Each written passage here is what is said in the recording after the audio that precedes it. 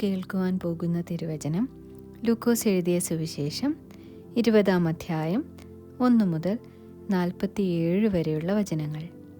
ലൂക്കോസ് എഴുതിയ സുവിശേഷം 20-ാം അധ്യായം 1 മുതൽ 47 വരെയുള്ള വചനങ്ങൾ.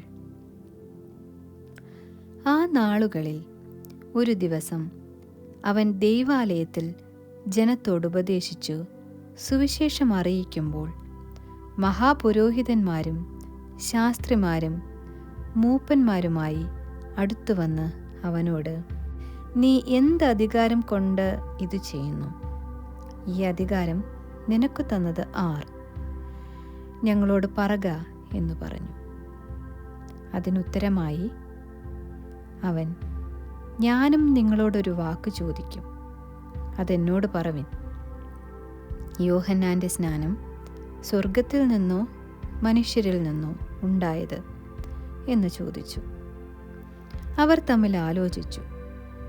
സ്വർഗത്തിൽ നിന്ന് എന്ന് പറഞ്ഞാൽ പിന്നെ നിങ്ങൾ അവനെ വിശ്വസിക്കാഞ്ഞതെന്ത് എന്നവൻ ചോദിക്കും. മനുഷ്യരിൽ നിന്നെന്ന് പറഞ്ഞാലോ, ജനമൊക്കെയും യോഹന്നാൻ ഒരു പ്രവാചകൻ എന്ന് ഉറച്ചിരിക്കൊണ്ട് നമ്മെ കല്ലെറിയും എന്ന് പറഞ്ഞിട്ട് എവിടെ നിന്നെന്ന് ഞങ്ങൾ അറിയുന്നില്ല എന്നുത്തരം പറഞ്ഞു. യേശു അവരോട്, എന്നാൽ ഞാൻ ഇത് ചെയ്യുന്നത് ഇന്ന അധികാരം കൊണ്ടാകുന്നു എന്നുള്ളത് ഞാനും നിങ്ങളോട് പറയുന്നില്ല എന്ന് പറഞ്ഞു. അനന്തരം അവൻ ജനത്തോടൊരു ഉപമ പറഞ്ഞത്, ഒരു മനുഷ്യൻ ഒരു മുന്തിരിത്തോട്ടം നട്ടുണ്ടാക്കി പാട്ടത്തിന് ഏൽപ്പിച്ചിട്ട് ഏറിയ കാലം പരദേശത്തു പോയി പാർത്തു. സമയമായപ്പോൾ പാട്ടക്കാരോട് തോട്ടത്തിൻ്റെ അനുഭവം വാങ്ങേണ്ടതിന് അവരുടെ അടുക്കൽ ഒരു ദാസനെ അയച്ചു. അവനെ പാട്ടക്കാർ തല്ലി വെറുതെ അയച്ചു കളഞ്ഞു. അവൻ മറ്റൊരു ദാസനെ പറഞ്ഞയച്ചു. അവനെയും അവർ തല്ലി അപമാനിച്ചു വെറുതെ അയച്ചു കളഞ്ഞു. അവൻ മൂന്നാമത് ഒരുത്തനെ പറഞ്ഞയച്ചു. അവർ അവനെയും മുറിവേൽപ്പിച്ചു പുറത്താക്കി കളഞ്ഞു. അപ്പോൾ മുന്തിരിത്തോട്ടത്തിൻ്റെ ഉടമസ്ഥൻ, ഞാൻ എന്തു ചെയ്യേണ്ടു? എൻ്റെ പ്രിയപുത്രനെ അയക്കും, പക്ഷേ അവർ അവനെ ശങ്കിക്കും എന്ന് പറഞ്ഞു. പാട്ടക്കാർ അവനെ കണ്ടിട്ട്, ഇവൻ അവകാശം നമുക്ക് ആകേണ്ടതിന് നാം അവനെ കൊന്നുകളക എന്ന് തമ്മിൽ ആലോചിച്ചു പറഞ്ഞു. അവർ അവനെ തോട്ടത്തിൽ നിന്ന് പുറത്താക്കി കൊന്നുകളഞ്ഞു. എന്നാൽ തോട്ടത്തിൻ്റെ ഉടമസ്ഥൻ അവരോടെന്തു ചെയ്യും? അവൻ വന്ന് ആ പാട്ടക്കാരെ നിഗ്രഹിച്ച് തോട്ടം വേറെ പാട്ടക്കാരെ ഏൽപ്പിക്കും. അതു കേട്ടിട്ട് അവർ അങ്ങനെ ഒരു നാളും സംഭവിക്കുകയില്ല എന്ന് പറഞ്ഞു. അവനോ അവരെ നോക്കി, എന്നാൽ വീട് പണിയുന്നവർ തള്ളിക്കളഞ്ഞ കല്ല് മൂലക്കല്ലായി തീർന്നു എന്നെഴുതിയിരിക്കുന്നതെന്ത്? ആ കല്ലിന്മേൽ വീഴുന്ന ഏവനും തകർന്നു പോകും. അത് ആരുടെ മേൽ എങ്കിലും വീണാൽ അവനെ ധൂളിയാക്കും എന്ന് പറഞ്ഞു. ഈ ഉപമ തങ്ങളെക്കുറിച്ച് പറഞ്ഞു എന്ന് ശാസ്ത്രിമാരും മഹാപുരോഹിതന്മാരും ഗ്രഹിച്ചിട്ട് ആ നാഴികയിൽ തന്നെ അവൻ്റെ മേൽ കൈവയ്ക്കുവാൻ നോക്കി. എങ്കിലും ജനത്തെ ഭയപ്പെട്ടു.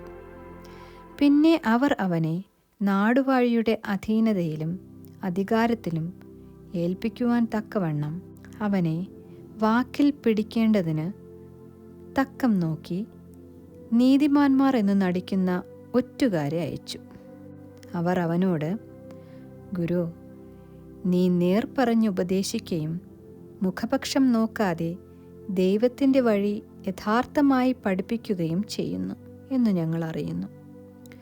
നാം കൈസർക്ക് കരം കൊടുക്കുന്നത് വിഹിതമോ അല്ലയോ എന്ന് ചോദിച്ചു. അവരുടെ ഉപായം ഗ്രഹിച്ചിട്ട് അവൻ അവരോട്, ഒരു വെള്ളി നാണയം കാണിപ്പിൻ. അതിനുള്ള സ്വരൂപവും മേലെഴുത്തും ആരുടേത് എന്ന് ചോദിച്ചതിന് കൈസരുടേത് എന്നവർ പറഞ്ഞു.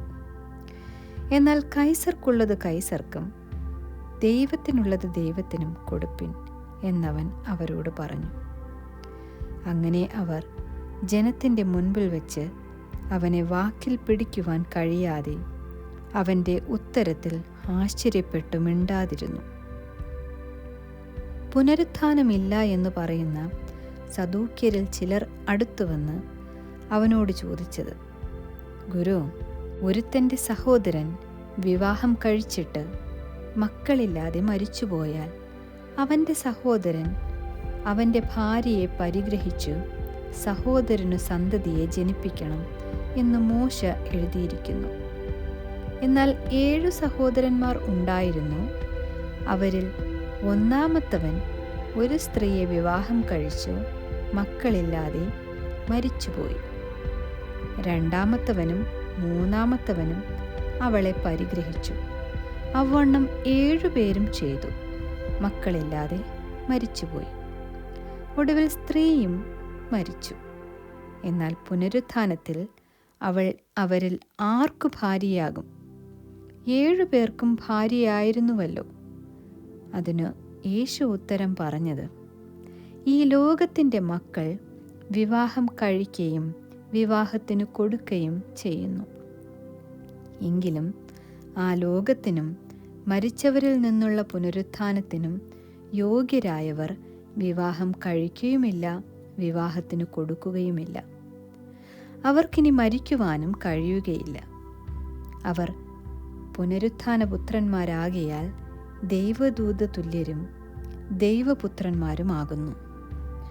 മരിച്ചവർ ഉയർത്തെഴുന്നേൽക്കുന്നു എന്നതോ മോശയും മുൾപ്പടർപ്പ് ഭാഗത്ത് കർത്താവിനെ അബ്രഹാമിൻ്റെ ദൈവവും യിസ്ഹാക്കിൻ്റെ ദൈവവും യാക്കോബിൻ്റെ ദൈവവും എന്ന് പറയുന്നതിനാൽ സൂചിപ്പിച്ചിരിക്കുന്നു.